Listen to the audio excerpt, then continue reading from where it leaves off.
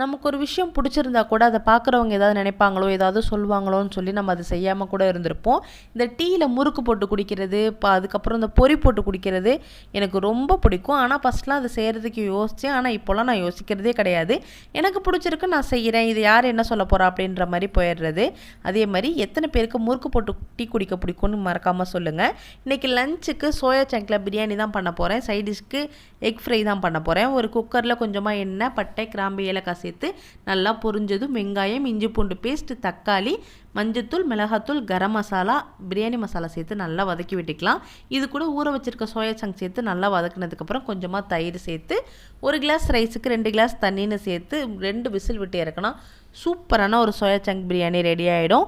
Taste சூப்பராக இருக்கும். Already நம்ம சேனலில் நான் நிறைய பிரியாணி ரெசிபி போட்டிருக்கேன். வேணும்னா நீங்கள் செக் அவுட் பண்ணி பாருங்கள். இன்றைக்கி லஞ்சுக்கு சோயா சங்க் பிரியாணியும் எக் ஃப்ரையும் தான் லஞ்சுக்கு பேக் பண்ணி எடுத்துகிட்டு போயிருந்தேன்.